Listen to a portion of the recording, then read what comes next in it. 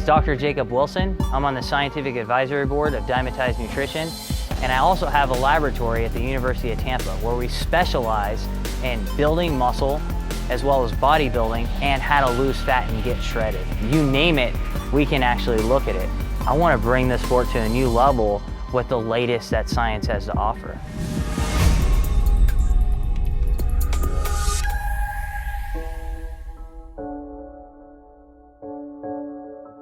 I think bodybuilders should focus on really nutrient-dense foods, foods that have a lot of vitamins, minerals that are high in fiber.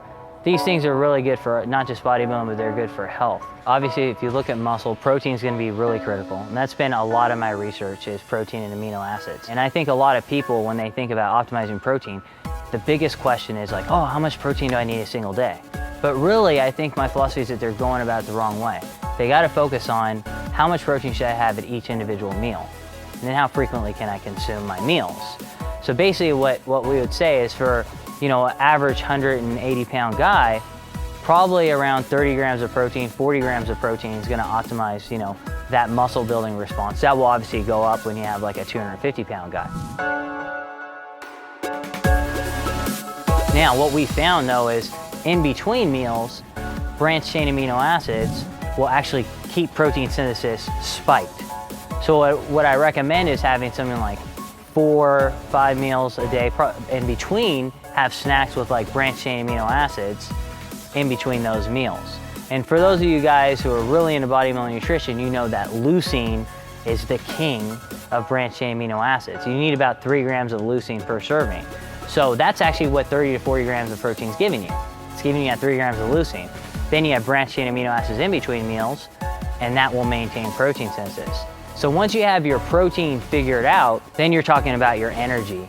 And that's gonna come from obviously carbohydrates and your fats. And it's obviously gonna depend on how hard that you're training. If someone's training 3 days a week, obviously they're not gonna need as much energy. If someone's training twice a day, those carbohydrate needs are gonna go up. It's important that individuals obviously select out good choices, particularly like if they're trying to diet. If someone's selecting like really high calorie density foods, it's gonna be harder to lose fat. So that's where someone might select out higher fiber foods and things of that nature. But there's such a world of nutrition that you can go into.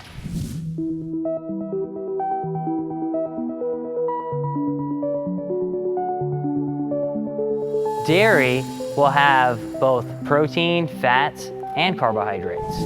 And so it's how the dairy is prepared, how it's strained, how it's filtered, that will determine whether you're getting a lot of lactose, which is the high amount of carbohydrate in there, or a lot of fat, or just more of the protein. For example, with whey protein, you're filtering out that protein. Same thing with things like casein. So it's a very high quality source of protein that's mixed in with carbs and fats. And then how you prepare it will determine what you're getting out of it. For bodybuilders in general, when they're talking about dairy, they really want to get the protein out of it because we know it's the highest quality that you have. And that's where, again, things like whey. One thing I'll say about dairy is studies are showing more and more servings of dairy people have per day, the healthier they are, the leaner they are, the more muscle they have. So it's the perfect source of protein that we know of. And then all the animal-based sources for protein are gonna be ideal. So if it's animal-derived, it's gonna be ideal. So if it's not whey or egg-based, then you're talking about things like lean meats, like lean beef, lean steak is good. It'll make you grow. Lean chicken, turkey, things of that nature. Salmon is excellent. It's not just gonna be excellent for muscle growth and the high quality in protein, but it's gonna give you things like omega-3 fatty acids, which are also gonna help you stay lean.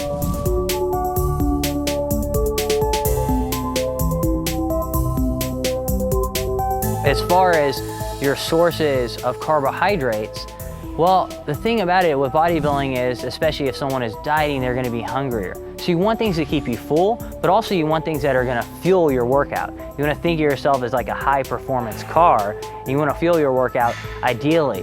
And that's gonna be with more of the moderate to low glycemic carbohydrates, things like oatmeal, sweet potatoes. Dr. Don Layman recommends basically that if you're looking at a carb, you're like, oh, which bread do I select? You know, which carb do I select? You want to always keep your ratio of carbohydrates to fiber at 5 to 1. Well, it can go lower than that, but for example, if you have a piece of bread and it says 20 grams of carbs, 5 grams of fiber, it's 4 to 1. That's perfectly in that range. But if you have another piece of bread, 20 grams of carbs, 2 grams of fiber, that's 10 to 1. And what essentially is going to happen is you're going to conk out, you won't have the energy to train, and you're going to be starving because you're going to be hypoglycemic. Your blood sugar is going to be low, so you won't be able to focus on your training. So that's why I recommend selecting things like that out. One thing we also know is that the type of carbohydrates and proteins that you select out and fats are going to be specific to the time of day. So when you're done training, it's okay to have a higher amount of carbs. It's okay possibly to have a little bit higher glycemic carbs after you train, meaning like lower fiber after you train, because you replenish your carb stores faster. And you're more in a state where you're less likely to store fat. But when you wake up in the morning, it's a whole different issue.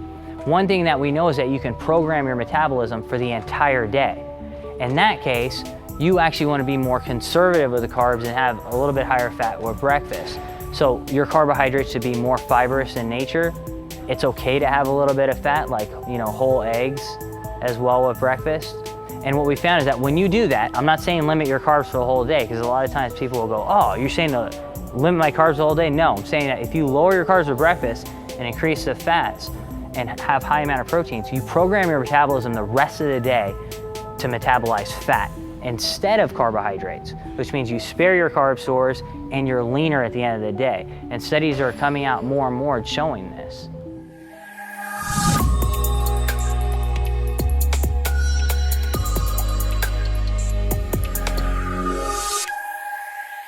Sodium is obviously a really controversial topic, and bodybuilders are always worried like, oh my God, I don't want to hold water. Really the only time that they're worried about holding water is going to be pre-contest, and it's always going to depend. If someone's doing CrossFit, for example, they're outside oftentimes with no air conditioning and they're sweating a lot. They might lose a liter of fluid. They might lose a couple pounds of fluid, and with that, they're going to lose sodium.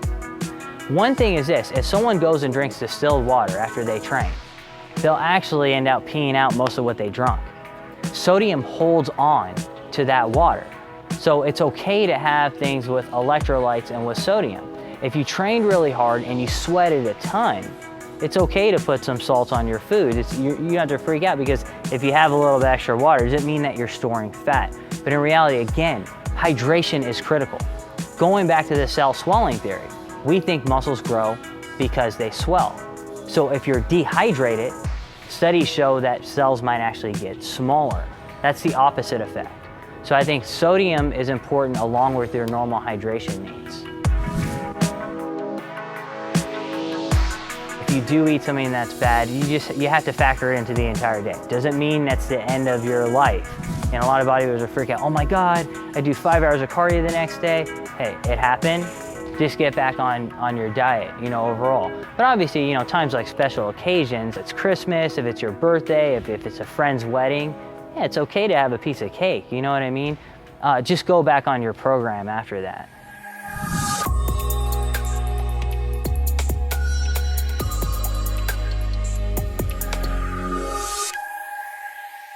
I think that people who aren't aware of the science or aware of bodybuilding, I think bodybuilding is very advanced. Bodybuilders are very advanced. They understand a lot of things that general society don't.